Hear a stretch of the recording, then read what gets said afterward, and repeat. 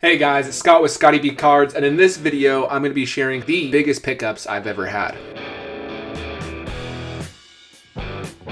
These are the biggest, most expensive cards I've personally purchased. I've recently capitalized on the market falling and selling some of my other cards to buy these cards that have fallen quite a bit. And these cards are really rare for some of them, and some of them are really common, but I'm saving the big two for last that I really spent some good money on, so I promise it's worth waiting till the end. I'll go pretty quick through the regular pickups and get to the more elaborate ones and why I decided to go after those. So the very first thing I want to show is this Mookie Betts debut ticket. This ticket was from Yankee Stadium when he debuted June 29th, 2014. I thought this one was really unique. Every single ticket is different because every ticket has a Yankees player from the past on the ticket. There's a lot of really not great players. There's also some Hall of Famers like Mickey Mantle, and then you have Babe Ruth. This Babe Ruth ticket was listed on eBay. I've wanted one of these for a long time, and so I was able to get this for actually not too much at all. So tickets aren't going to be super valuable, in my opinion, moving forward unless it's a really rare ticket, really worthwhile, like a debut ticket of Mickey Mantle or a Muhammad Ali fight. You know, that type of thing will carry value. Jordan debut tickets. But this is just a cool piece for Mookie collection. I plan on doing a custom card with this someday with Tan Man Baseball Fan. That's going to be a really cool piece. But as of right now, really cool Mookie debut ticket. The next one is going to be a Zach Greenkey 2002 Upper Deck Prospect Premieres.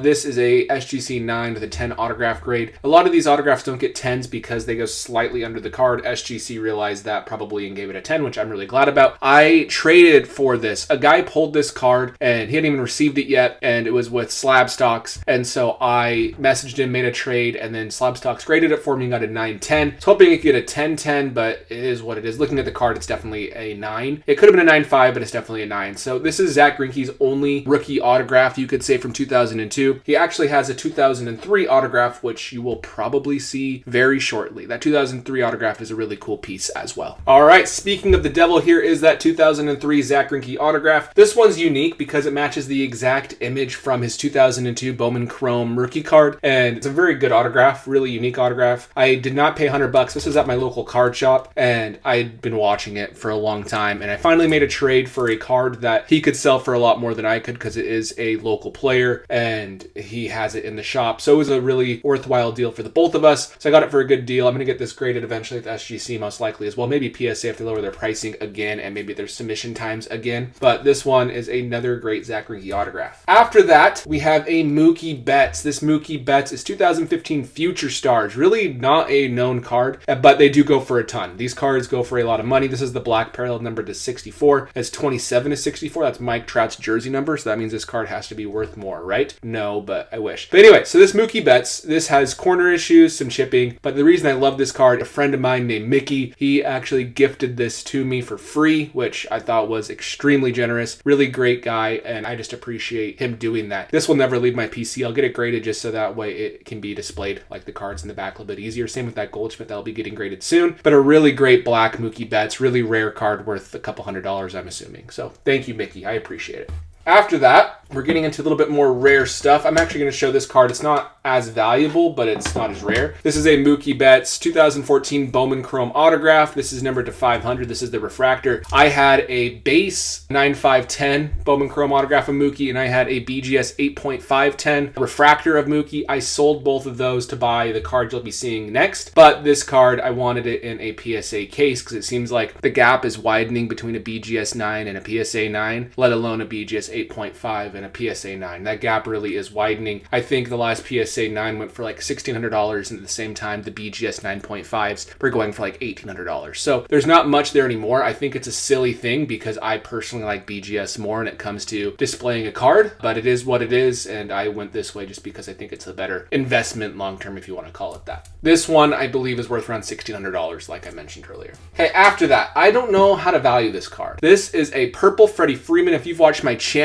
in the recent past, you have seen this card. And the reason why this is a cool card is because 2011 Topps Finest is my very favorite set all time. I have the complete set, refractor or better. Each refractor is numbered to 549, and then every parallel is numbered as well. But this card, it just looks like a purple refractor, but the purple refractors that year are numbered to 5. There's only 5 of them completely in circulation, and this one is a BGS 9.5. The seller of this was a Atlanta Braves fan on eBay. He listed this card with an auction price of like $200 starting, and then a buy it now of $7 $750. So I bought it now for a couple reasons. One, because I love this set, and these purples are extremely collectible for people who collect this set from 2011. I know a guy who has an amazing purple collection, so I knew if I didn't snag it, it would go for much, much more than the $750. I don't know what this is worth, but I love this card. A Hall of Famer, in my opinion, number to 5 is a pretty sweet card, especially because it goes well with my Mike Trout rookie cards for this set. And here are the big two. The first card is a Mookie Betts 2014 Topps Update Clear. This clear acetate is numbered to 10. It actually is clear. You can see that, which is pretty cool. It completely looks different depending on the background. You can see all the other cards through it, but it's a gorgeous card. And this is one of Mookie Betts' very best rookie cards in circulation. And the reason I say that is because Mookie Betts had 2014 Topps Update and 2014 Topps Chrome Update. In Topps Chrome Update, you only had 2 parallels. You had the gold number to 250 and the black to 99. There are no parallels less. There are no super refractors. There is nothing besides those 2 parallels and the base. And in 2014 Topps Update, you have the Platinum 101, the Acetate out of 10, and the Mother's Day Pink out of 50, which I have the entire run besides the 1 of 1 of this card now. This card, I have had the hardest time tracking it down for years. And I found a guy who pulled one himself, got it graded as a BGS 9.5, and he wanted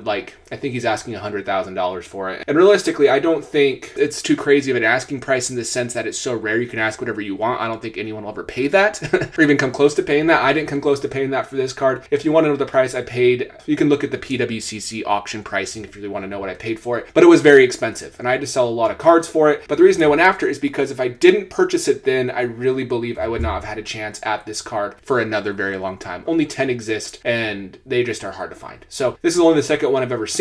And the cool thing is this is a PSA 10. For my actual PC and investment cards, this is the only PSA 10 that I own. Literally the only one. I'm more of a Beckett guy, SGC guy when it comes to high grades just because they're a better deal. And at this point in my collecting, I care more about the cards than the grade, so I don't want to overpay way too much. But this one, the PSA 10 grade is just a nice plus, I guess. It's so rare, it's not a huge deal. But I think value-wise, that's just an appealing thing for future collectors if I ever want to sell. So that is my first one, 2014 Topps Clear Update Mookie Betts. Great card. Here's the back. Really cool. A little bit different than what you've seen on past cards. And these clears started in 2014 and they're still running to this day, which I think helps add value to this card as well. And the last card that I have picked up is a Mike Trout Bowman Chrome Autograph Refractor BGS9. You can tell it's a 9 because every single category is a 9, which I think has its own appeal in its own way. Obviously, it's a bummer it's not higher for some subgrades, but it's great it's not lower for others. So this BGS9 Refractor is a dream card of mine. At one point, these were going for $30,000 in this grade. This one's numbered to 500. And the autograph isn't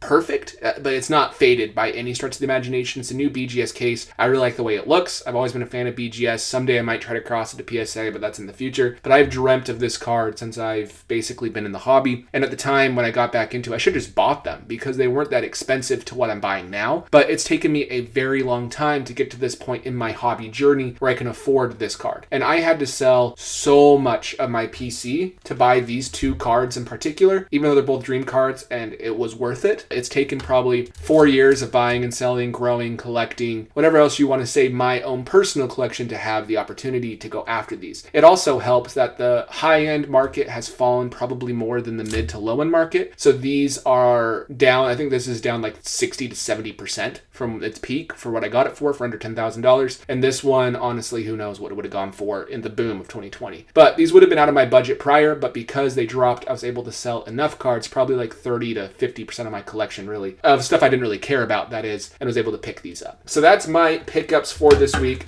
Some really big ones, and I hate to say it, but I don't think you're going to be seeing any pickups from me in the future for a while because I did go after so many different cards. But I think that I positioned myself. I've really been trying to accumulate the cards I genuinely care about, and that's where I am right now. One thing I do want to point out before I end this video is I always felt if I would be able to purchase this card, collecting would be complete for me. My whole collection would be completely done. But just so you know, even though I purchased that card and I love that card, collecting is a beast. It can be extremely addicting. And so don't over leverage yourself with credit cards or with anything, because now that I have that card, I love it. But of course, there's other cards I still want now. And you have to be careful of that mentality, because if you don't, you could end up really becoming addicted, hurting your relationship, relationships over sports cards and just being dishonest, which you don't want to do. So just be smart, be wise. These cards took me 5-6 years to eventually accumulate, but it was well worth it. It's a good payoff, and I did it in a way where it didn't financially cripple my family, which is great. So just be careful with sports cards. They're a blast, but they can be expensive. So thank you for watching, guys. I appreciate it. Let me know in the comments below which card's your favorite and why. And other than that, I will catch you in the next video.